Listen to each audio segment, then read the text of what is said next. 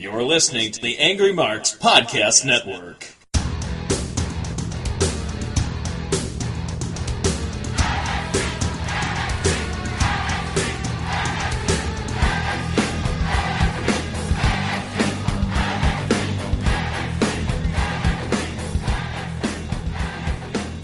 What's up, everybody? This is Rohan, and we're back with NXT number 437 from October 17th, 2018.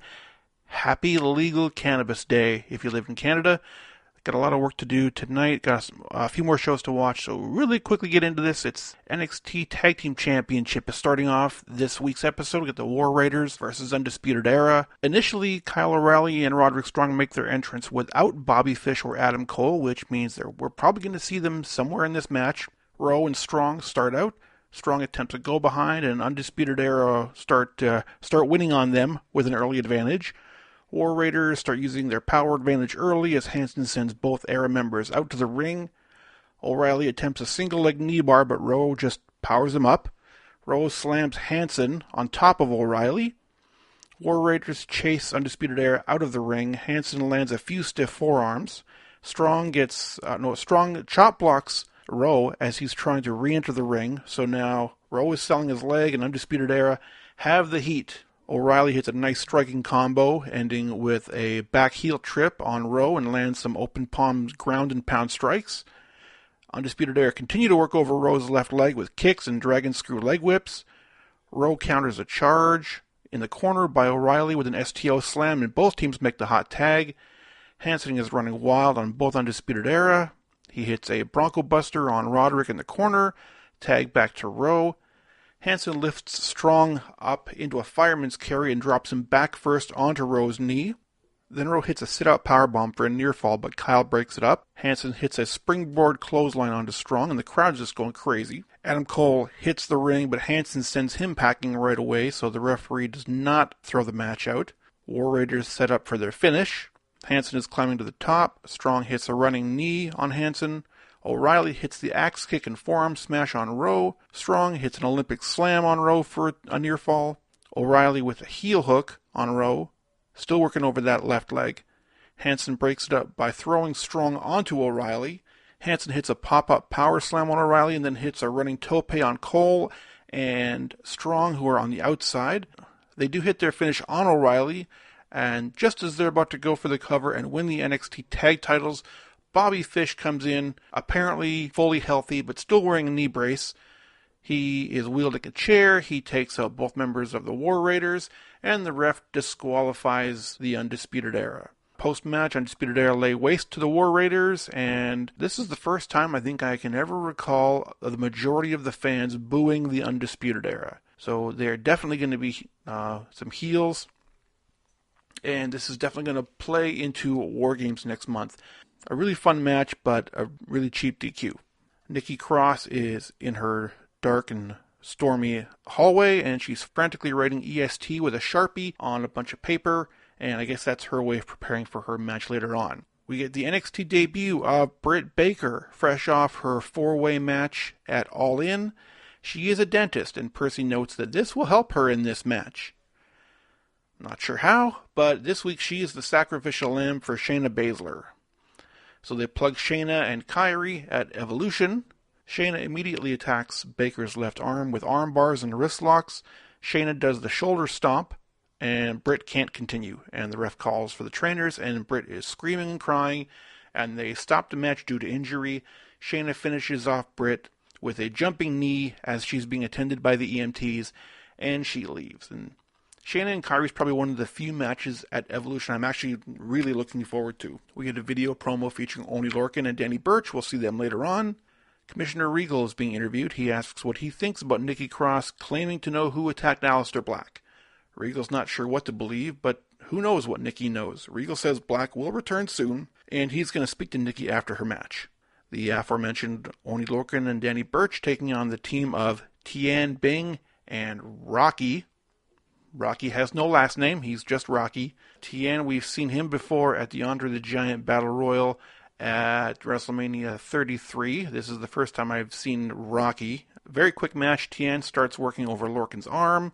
There's an exchange to Rocky, who slaps on a full Nelson. Lorcan powers out, hits a short clothesline, quick tag to Birch. Step up enziguri to Rocky in the corner, second rope drop kick by Birch. They hit their finish, which is that magic killer DDT for the quick win. Next week we get the big announcement concerning the NXT Championship for War Games by Commissioner Regal, which will immediately lead us into our main event. We're already here, ladies and gentlemen. It's Bianca Belair and Nikki Cross. This is a rematch from about a month ago, where Nikki threw herself off of the announce desk to attack Bianca. Cross attacks her at the bell, but Bianca takes her down with some ground and pound. The action quickly spills to the floor, where Nikki hurls Belair into the ring steps. She rolls her in for a cover, but can only get one.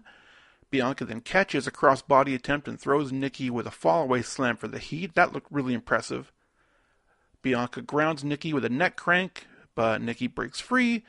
Bianca hits a nice-looking drop kick to stop Nikki's comeback. Nikki counters the delayed implant buster and rolls Bell up for a 2. Nikki makes another comeback and stomps on Bianca while in the Tree of Woe. Nikki hits a running bulldog and a top rope cross body for 2. Bianca hits a spear for a 2. She tries a few cradles and near falls, and on the third attempt powers her up for a sit-out powerbomb for another near fall. Bianca's feeling really frustrated at this time. She screams at Nikki to stay down, and she's slapping her in the face and trying to keep her down, but Nikki doesn't. Bianca sets Nikki up in the corner and then picks her up for a military press over her head. She does some really impressive looking squats while she's holding Nikki over her head. But before she can slam her, Nikki slides out the back door and hits a DDT for a near fall. Nikki goes for one more top rope move, but Bianca whips her in the midsection with the hair braid on the way down, and Nikki is selling this like she just got sliced in the gut with a ninja sword. Bianca ascends to the top rope. Nikki meets her there and delivers a superplex. So both girls are down, and they're sitting there for a few seconds, and then the lights go out. And the crowd goes quiet, and after about 10 seconds, the light comes back on, and Aleister Black is sitting in the ring. The crowd goes nuts, and Nikki's kind of rolling around the ring a few times before she finally notices him, and they lock eyes. Bianca has split. She's done for the night, so we don't see her again. Aleister just motions for Nikki to come here, and a hush falls over the Full Sail University, so you can hear every heckle from the crowd, such as, "Don't do it, Nikki, snitches get stitches." She slowly crawls over to him. She whispers something in his ear. She backs out of the ring. Aleister starts seething and shaking with anger, and the show fades to black. So weird to believe that Aleister now knows who attacked him. This episode did, I think, an okay job progressing the storylines leading to War Games, which will be announced in the next few weeks, but overall, I found 2 potentially great matches were ruined by non-finishes, so not an episode you have to go out of your way to see. Nothing gets resolved except the Aleister Black attack slowly starting to take shape here, so I presume that within the next 2 weeks or so, we're finally going to know who the attacker was. I have not looked at the spoilers yet, and I try to stay away from spoilers because I don't want to have it ruined for me. So that's going to be it.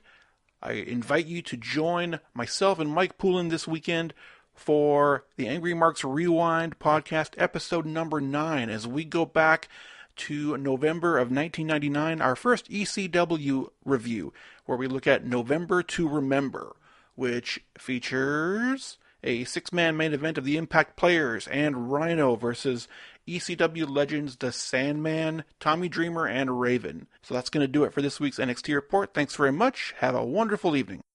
You're listening to the Angry Marks Podcast Network.